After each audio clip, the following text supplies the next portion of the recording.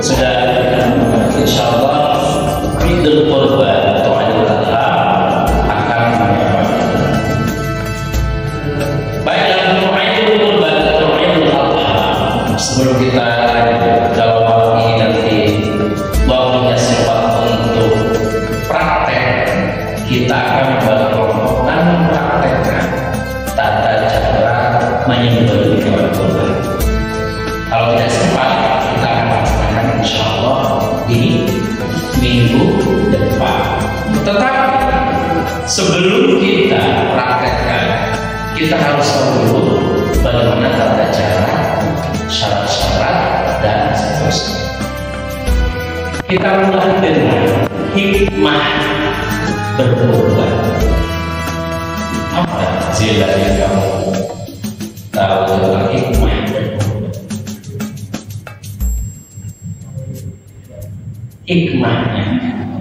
Hikmah diantaranya adalah ta'arruf ila Allah. Diantaranya adalah mendekatkan diri kita kepada Allah. Itulah yang diajarkan kepada Nabi Ibrahim dan Nabi Ismail. Bayangkan saja, Bagas, Nabi Ibrahim diperintah Allah untuk menyembelih anak kandungnya sendiri.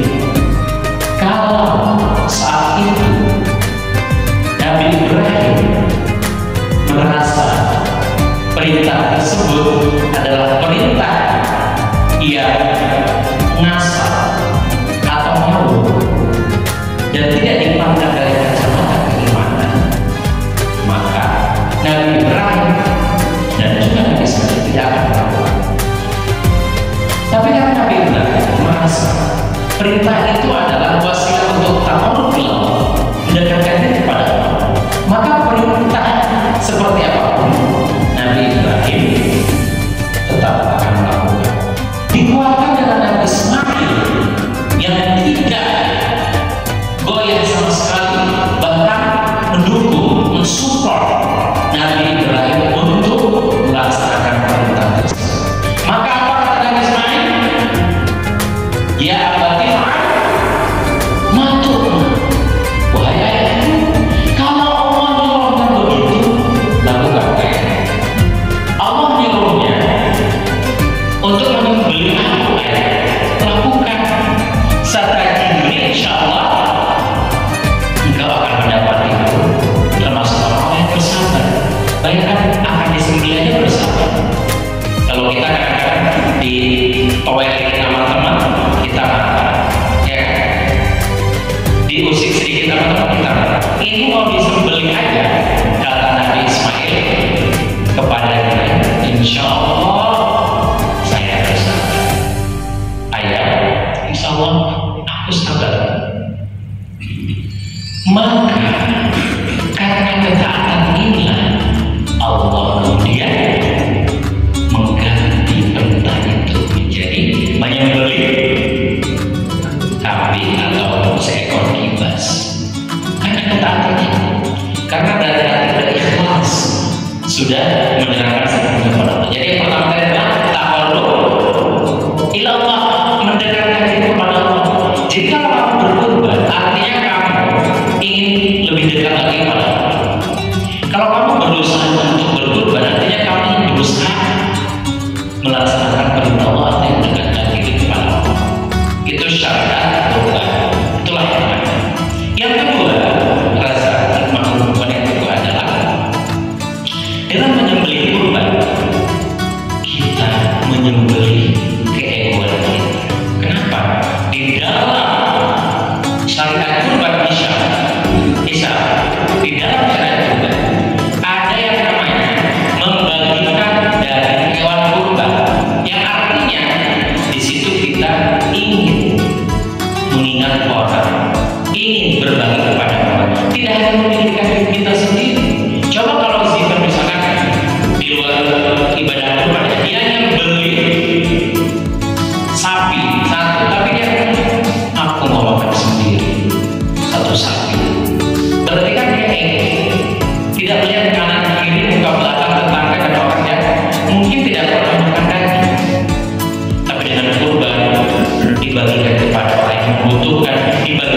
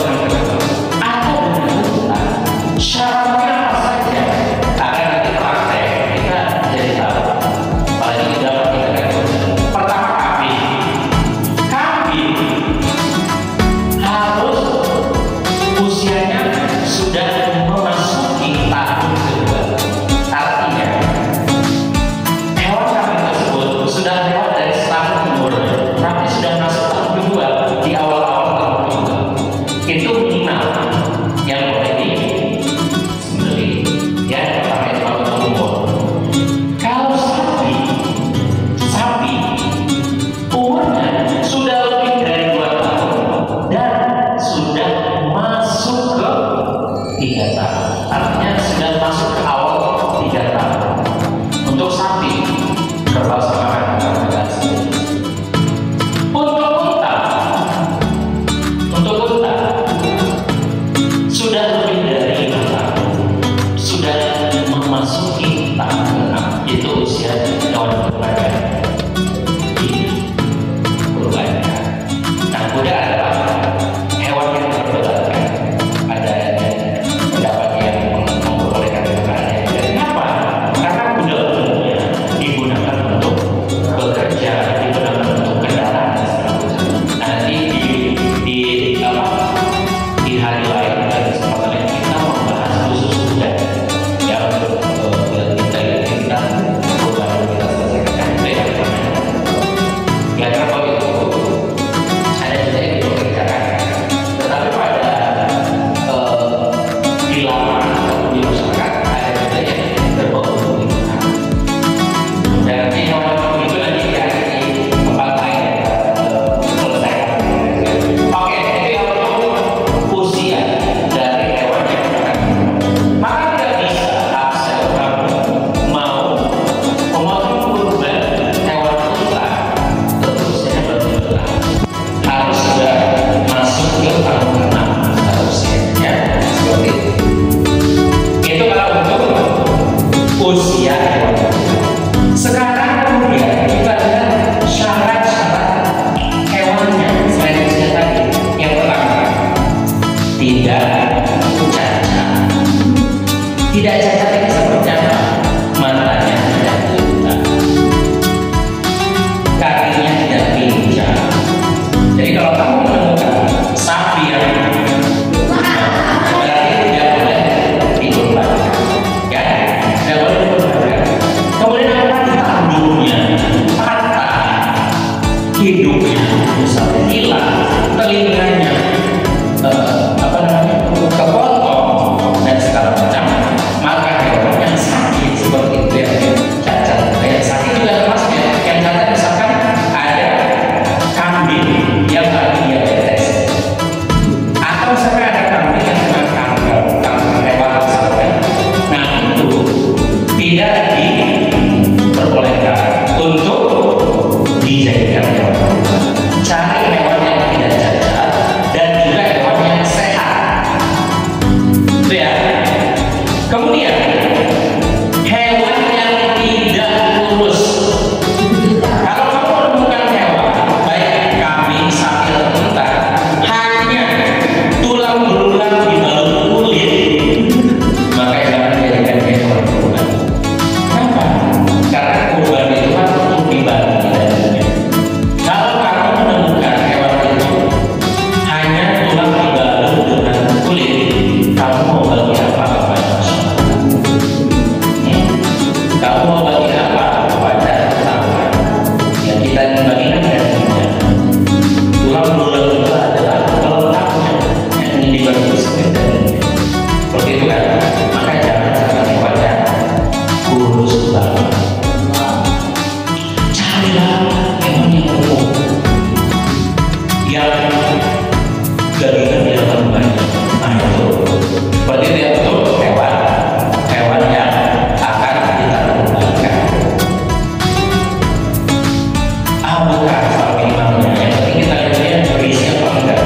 Kalau dia biasanya begini, hewan-hewan yang kalau dagingnya banyak, kalau sapi misalnya dagingnya itu biasanya 80-an ke atas.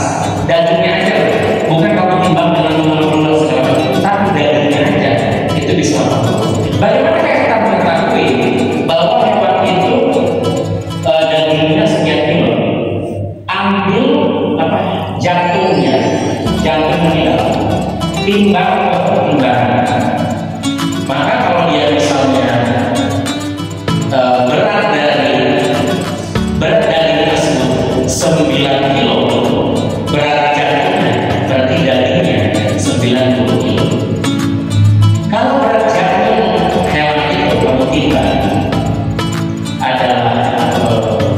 kilo, berarti dagingnya 100 kilo. Jadi dilipatkan. Tapi dagingnya aja di luar tulang, kepala, kaki, darahnya itu daging murninya. Maka biasanya seperti itu, eksperimen. Jadi gitu ya.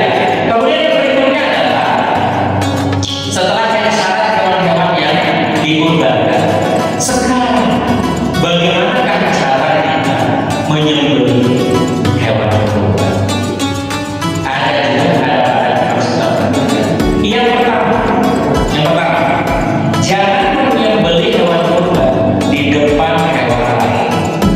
Akan menyebabkan trauma kepada hewan. Apalagi hewan tersebut tidak akan dikurbankan misalnya atau sapi misalnya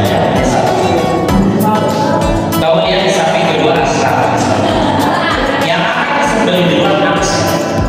Tapi waktu membeli kamu mempertontonkan yang menyembelih di depan dia kamu akan menjadi dia karena kamu mempertontonkan yang pertama.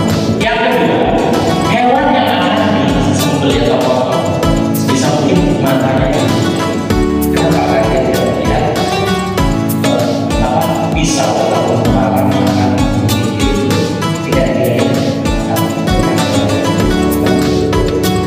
Kemudian berikutnya adalah kedua kaki kiri. Kan hewan itu kan punya 4 kaki ya, tidak ada tangan kan kalau manusia katakan. Kalau semua kaki adalah hewan kambing, sapi itu kan. Kedua kaki kiri berarti satu di bagian depan, jadi kalau di bagian bawah kan depan dan belakang. Kedua kakinya diikat dengan ketat. Sementara kaki kanan kedua kakinya diikat jangan terlalu berat. Kemudian terbangkan menghadap kiblat, dan lambung sebelah kiri di bawah. Kayak ada contoh misalnya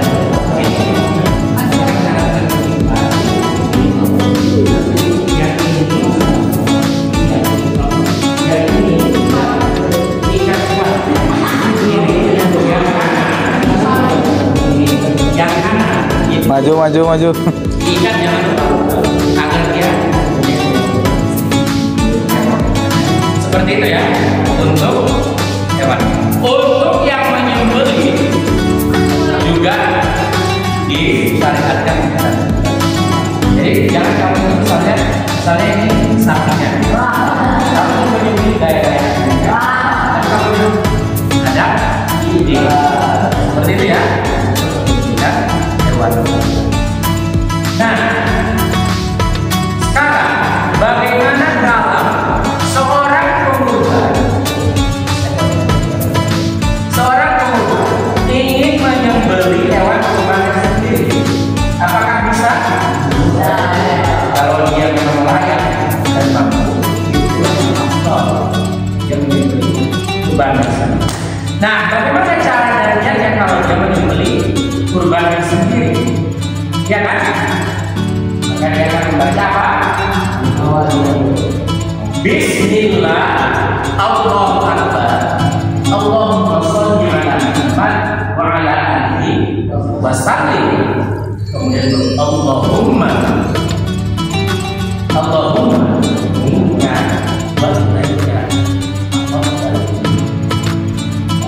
kemudian bisa setelah disebut bisa atau sambil mengikuti Allahu Akbar bisa ya, bisa dibagi. Selesai kan? Itu kalau kamu menyembelih sendiri. Bagaimana kalau hewan kurban kita disembelih oleh orang yang dipercaya? Misalnya kalau untuk kambing itu berapa kurban? Satu kambing itu berapa kurban? Satu sewa kambing untuk berapa kurban? Satu kan? Untuk hewan sapi atau kerbau berapa? 7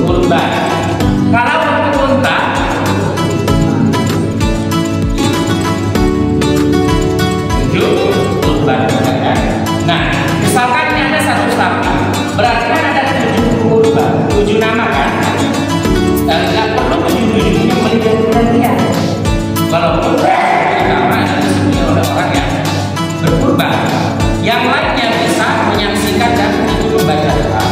Yang berkurban atau membeli tetap satu orang, salah satu yang paling dipercaya. Atau yang menyembelih adalah orang yang diamankan, ataupun yang sudah biasa menyembelih kurban. Kemudian setelah itu namanya akan disebutkan. Jadinya seperti apa? Lafaz ucapannya Bismillah, Allahu Akbar, Allahumma sholli ala Muhammad wa ala alihi wa sallim.